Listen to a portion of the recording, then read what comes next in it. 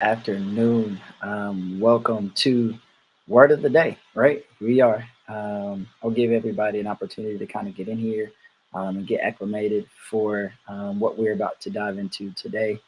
Um, but before I get too deep into the message today, I do want to utter my brother's sentiments from yesterday and just let you all know as a church family. I can't say this enough. As a church family, this last week has just been amazing. If I can be honest, it has been amazing to see and feel the love that you all have shown to our family, shown to myself and my siblings. I mean, to the point that it was truly overwhelming, but in a good way, right? In a good way.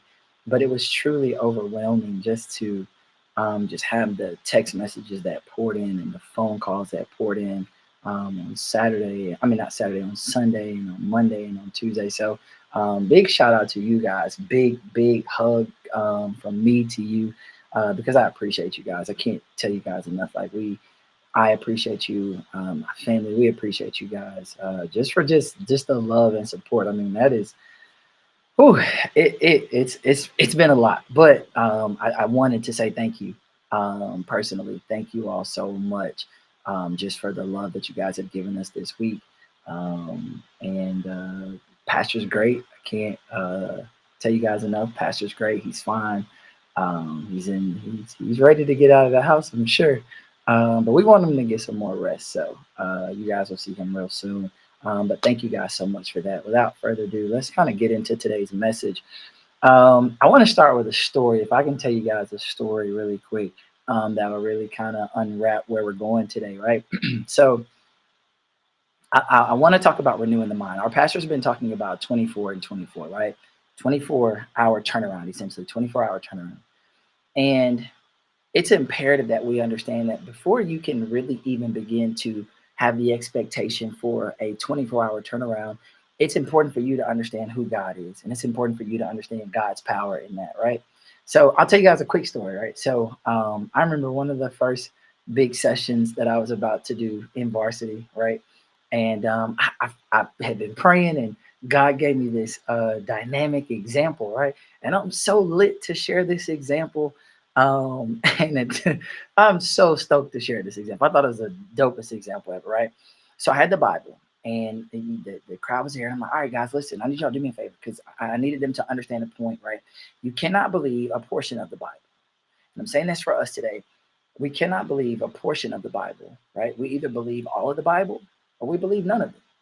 Like you can't hear or read about certain miracles and be like, nah, I don't really think that happened like that. Because the moment you say that, you are now saying you don't believe any part of the Bible, any words that are in the Bible, right? So that was where I was going with this example. So I had my Bible, and I tell the kids, I say, all right, hey guys, listen, if you guys can do me a favor, no, I said, hey guys, listen, I got this Bible. And I said, y'all, come on.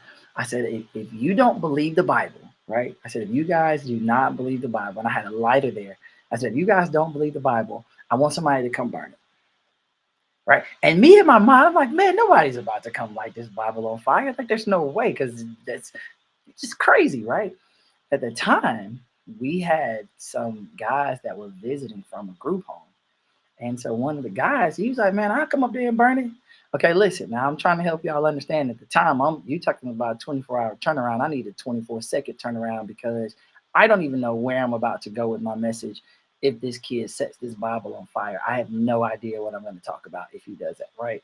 So I'm like literally there, like, okay, listen, my guy, listen. All I'm saying is, if you don't believe the Bible, you may as well burn it because it's pointless, right? If you don't believe it, like the Bible is here, the word is true. But if you're going to try to break it up and say, well, I believe this and I don't believe that, then you don't believe any of it and it has no use for you. All right. So, needless to say, thankfully, right? Because the crowd was like, no, don't do that. Don't burn that Bible up. Don't do that. Don't do that. Right. So he didn't. But I was trying to drive home a point for them. And the point that I'm going to make today and kind of build on today is that it is imperative for us not to try to get into the word and try to separate. you know, what's real and what's fake and what's true and what's not true. That we're believers. The word is true. Every page of the word is true, and that's what we stand on, and that's what we believe, right? So you have to understand, like, in order for things to change, when you start talking about a 24-hour turnaround, the first thing and the most important thing that has to change is your mentality. How I think has to change. It's got to completely shift, because now I have to be in a place where I don't think anything is impossible for God. I have to get to a place where I don't think that anything is too big for God. I don't think that anything is too grand for God. Everything is now on the table. God is God. That has to be the first thing that has to change. You want to talk about 24-hour turnarounds, you got to believe that your God is bigger than any and everything that you may face. You got to believe that your God is bigger and greater than anything that may come against you, any level of adversity. You've got to believe that your God, our God, my God, is greater than that, right? All right, so we're talking about renewing our mind. So I want to jump to this really quick. Romans 12:2, right? Romans 12:2. I need you guys to give me a little bit of latitude today, because I'm going to paint a very broad picture for you guys today, but I need you to work with me, okay? So Romans 12:2 says, "Do not be conformed to this world, but be transformed by the renewing of your mind, that by testing you may discern what is the will of God, what is good and acceptable and perfect." All right. But let's back up. Do not be conformed to this world, but be transformed by the renewal of your mind. The renewal of your mind. What does that mean? My mind has to change. You can never see God doing the grandiose things until your mind changes. Your mind, see, it's kind of like sometimes there's a saying that says we're a product of our environment, right? Like, so you are what you see. So that's why sometimes you have to be exposed. I've always felt like my purpose was to expose those around me to different things. As far as varsity goes, it's been exposure. Like, let's go to these different places and see different things, because we've got to change our mindset. We've got to see that things are possible, and we've got to see that God is able to open doors. Like, you can look over there and see somebody doing something. You're like, man, that's great. That person is doing some amazing things, and your mind has to switch and say, man, if God can do that over there, He can definitely do it for me. We're talking about the same God, right? All right, so your mind has to be renewed. Your mind has to change. And sometimes we all suffer from this disease. And I'm going to be honest, we all suffer from this disease because we are sometimes often too intelligent for God. Like, we feel like, all right, man, I got this. I don't need God for that, right? All right, man, I can handle this. I don't really need to go to God for that. I don't really need to pray and seek wisdom for God, from God on this. I got this. But you've got to change your mindset and stop removing God from His role and allow God to do everything. Renew your mind. Trust that God is capable of it all. Right? There's nothing, you can't look at this and say, all right, well, I got the small stuff and I'll let God handle the big stuff. Man, it's the small stuff that you got to work out with to work your way to the big stuff. It's just like working out, right? So you're not going to walk into the gym and grab the largest weight. You're not going to do it.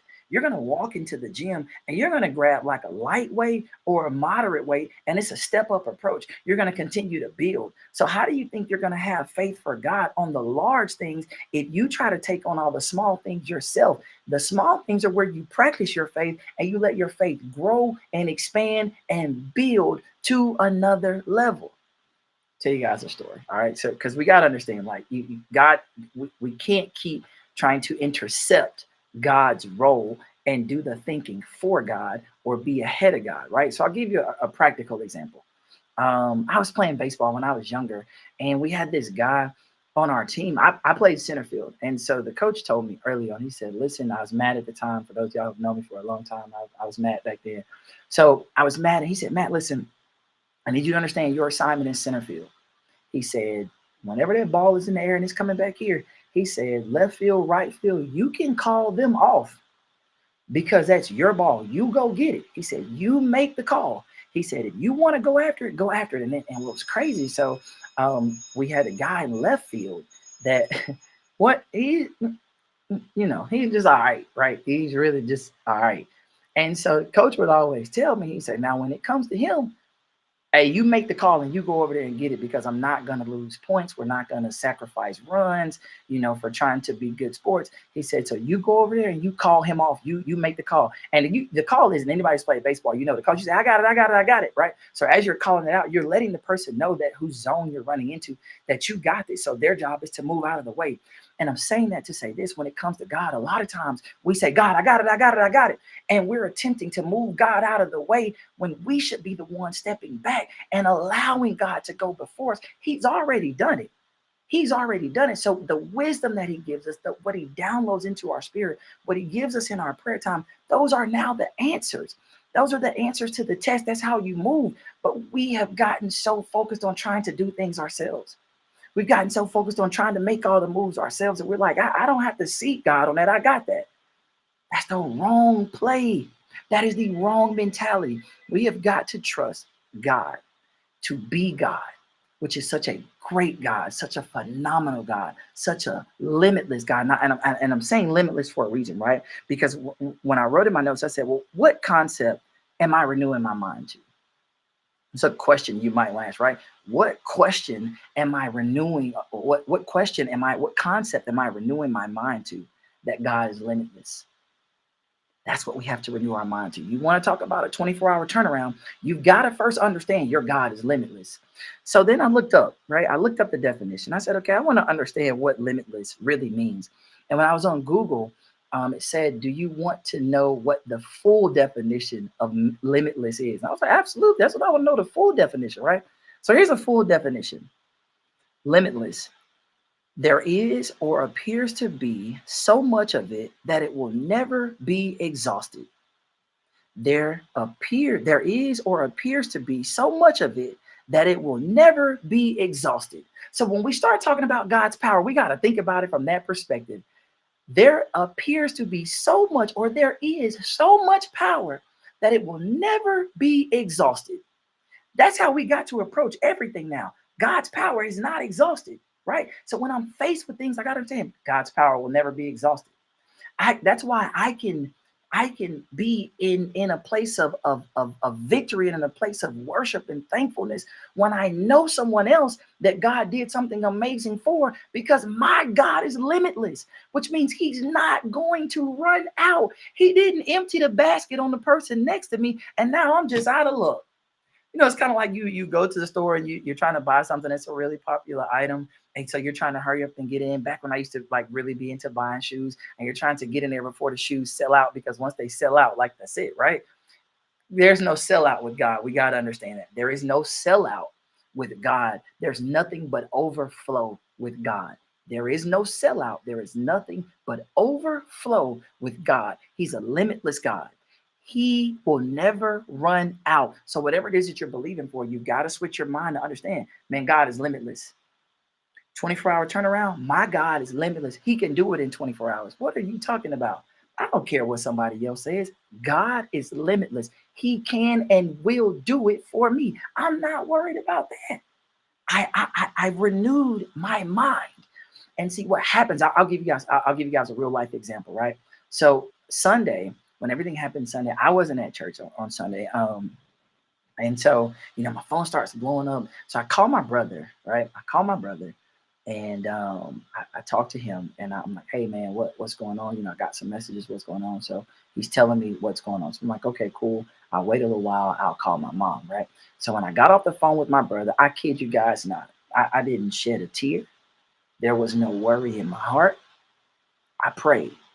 I said, God, I thank you that whatever may be trying to attack my dad's body, our pastor's body, I thank you that he's healed now. Lord God, this is not your will, so we are not even going to think of the other side of this. I thank you that he's healed. Whatever it is, whatever that may be, I wasn't worried. And all I got at the time was my brother telling me what happened. My job wasn't in the time to try to figure out the details. My job was to operate in faith, because I know that my God is limitless. So my job was to operate in faith. I called my daughter because she was in the back while they were checking out my dad, and she was crying and doing all this. And I said, Jordan, stop crying. I said, there's no reason for us to cry. There's no reason for us to cry. I said, Jordan, we stand on faith. We stand on faith. And emotion, anytime I start to operate in emotion, I'm telling myself that I don't stay, I'm not allowing my faith to work because I'm allowing my emotions to lead the car. I'm allowing my emotions to drive me. And I can never allow my emotions to drive me. I got to let my faith drive me. So even in a situation, right? Because you'll always have people that say, oh man, well, you won't know it until you're tested. We were tested. We were tested, right? And the response is going to be the same. I stand in faith because there's nothing that I can do. There's nothing that tears can do, right? I'm going to pray. I'm going to operate in faith and I'm going to move on. I called my mom later. She was telling me what happened and cool. I'm still not worried about it. I knew I was going to go over to their house and check on them when they got home. And that's what we did. We just kind of had an impromptu family gathered on Sunday and chilled. And my brother and I shot the video for you guys. But like that, I operated in faith. And I operate in faith daily because I understand that my God is limitless. And that's where we have to be, right? So let me tell you all this really quick. And here's where I'll wrap up, right? A major, you guys, a lot of people know about the ministry side, but you don't know about like the different branches of our church, right? And a major part of our church is education. The Learning Center at New Life Christian School of Excellence. And we've been doing this for some time. I think the Learning Center is going on 30 years, and I think the school is somewhere around 24, 25, 26, if my memory serves me correct, somewhere in there, right? We've been doing a lot. Like we've got our first crop of children that came through the Learning Center that have now graduated from college. And we've got children that are doing some amazing things that came through these facilities, right? And so our pastor had the vision from God that we are to bring excellence to education. That's our assignment, right? And a lot of times I'll see my dad. He's been very faithful on doing chapel. He does chapel with our students here on this campus and on the CRCC campus. He does chapel, right? And so here's the thing that you guys got to understand. When my dad does chapel, he uses this Bible right here. He uses this Bible right here. And oftentimes I go back to this Bible because this is like a lot of times our mind has shifted from a place where we have absolute faith in God to we allow natural circumstances to dictate how we think, right? And so the beautiful thing about it is that as children, they have these vast, grand imaginations. Right. I love to watch our children. I love to talk to our children that we have here. And the funny thing is like their belief system, you cannot tell them that a superhero is not a superhero. You cannot tell them that Spider-Man is not real. You cannot tell them that the tooth fairy, they will argue you and fight you to help you understand that the tooth fairy is real because she put this $20 under my pillow last night, and that's that, right? So that it's that imagination, that unwavering imagination, that faith, that belief in in that superhero, that particular character. That is where we have to be with God. Like, why did we get older? Why did we get wiser? And the wiser, the smarter, the more intelligent we got, the less faith and belief we had in God. Make that make sense. Right? So here's what I want to do. If you guys will let me, right, read a couple of pages out of this, because this is ground zero right here, right? So this one is the basis of this, and it has pictures and everything, right? So real simple, right? Because a lot of times I feel like we try to be too complex. And you got to go back to the simplicity of the word of God and allow that to change your mind, right? So here we are in Exodus 2. It says, baby Moses was not safe, so his family hid him in a basket. A princess found the baby floating in his basket. Bad men wanted to kill the baby. God sent the princess to find baby Moses and take care of him. Now, let's think about it. So when I'm talking about a renewed mind, right, I have to understand the power of God. So explain this to me. A lot of things that happened in this particular Bible verse. So Moses' family, right, just they hey, we're gonna hide our child. Just think about it. We're gonna hide our child in the basket and float him down the river. We're gonna float him down the river in a basket, right? Think about that. All right. And at the same time, we're going to trust that he'll be okay. We got to have faith in God. This text says God sent the princess to find baby Moses and to take care of him. Now, if you don't know anything about streams and rivers, they flow, right? They flow. And sometimes the flow may be quicker, sometimes the flow may be slower. But how is it that the princess knew the precise moment where the spot to be to grab Moses? She could have been a step late and Moses passed and was lost. But that's not how. So when you talk about a limitless God, you've got to understand, man, God has already mapped out all the logistics. So when you're faced with things, I don't have to worry. I trust God, right? When I'm faced with financial issues, I don't have to worry. My God is limitless, and I'm going to stand on His word and have absolute faith. My God is limitless.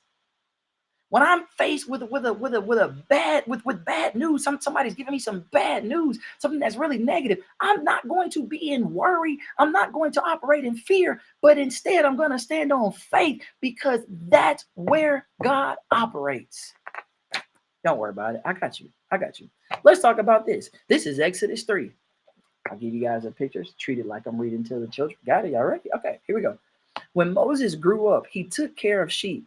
One day he saw a bush on fire, but the bush didn't burn up. God talked to Moses from the bush. He said, "Lead my people out of Egypt." Moses didn't think he can do it. That's us. A lot of times God calls us to do something, and we do not think that we can do what God called us to do. But God says, "I know what I put in you. I know the things that are in you that you don't even know are there. I put them in you. You will be fine. Just trust my word and operate how I'm telling you to operate," right? So it says, he said, "Lead my people out of Egypt." Moses didn't think he can do it, but God promised to help him. Now let's just talk about it. We're talking about a limitless God, a limitless God, a limitless God that says, "Hey, listen, let me help you understand this concept today. If I want to talk to you from a burning bush, I can talk to you from a burning bush because there's nothing in this world that can stop me. There's not a doctor's report that can stop me from healing you. There's not a diagnosis that can stop me from healing you. There's not a debt collector that can stop me from paying your bills. There is nothing that can stop God, but you have to renew your mind first to understand who you call your father. You got to understand who you call your father. How do you call somebody your father and you don't even understand who they really are? I need to understand my father. He knows me. I want to know him. How do I know him? Spend time, right? That's how you renew your mind. Don't worry about it. I'm gonna close out real quick. Let me. Real quick. I put some tabs in here for the people. Here we go. All right, here we go. Pharaoh still wouldn't listen to God. So this is out of Exodus 12. Pharaoh still wouldn't listen to God, so God punished him. But God kept his people safe. Everyone lived who sprinkled lamb's blood on their doors. The night that God did this is called the Passover. Pharaoh finally told Moses to take God's people away. They left Egypt that very night. So let me tell you something. Here's the pictures for that one if you guys wanted to see it. Let me tell you something really quick, right? So we already know the children of Israel were in bondage. They were being held captive. They were slaves. So if there's something that you feel like you are being held bondage to, but you better stand on this word and understand that God can loose you from any. He's already done it. Let me stop saying that he can because he's already done it. The disconnect is the renewal of your mind. The disconnect is your ability to flip the switch and trust God's power and trust what he's already done. All right. Last one, and I'll close right here. Last one. I want to talk about this, right? Balaam. Balaam was taking a trip. Here's a picture real quick. I want to show y'all this real quick, right? All right, cool. Balaam was taking a trip. God sent an angel with a sword to stop him. Balaam's donkey saw the angel and wouldn't move. Stop. Pause. Right there. A donkey that saw an angel. I need y'all to understand that a donkey is seeing into the spirit realm. So if you don't understand that your God is limitless, you better listen, stop playing. All right. This made Balaam angry and he hit the donkey. Then the donkey talked and said, "What have I done?" So the donkey turned around and asked Balaam, "Hey, sir, I need you to tell me what I've done because I'm trying to save you." Listen, if God can instruct the donkey to talk whatever language you need him to talk so you can understand, baby, listen, you better understand he is limitless. That's what you got to understand. So when you start talking about 24-hour turnaround, do not let anyone tell you that what you're believing God to do is too great because your God is limitless and he can do all because he's already done all. You just got to flip the switch in your mind. All right. Hey, thank you guys so much for tuning in. I appreciate you guys. I appreciate it. I appreciate it. And once again, I tell you, I appreciate you guys, all your prayers and concerns and thoughts for our family this week. We appreciate it. Much love and respect. You guys be blessed, and we will see you guys on Sunday.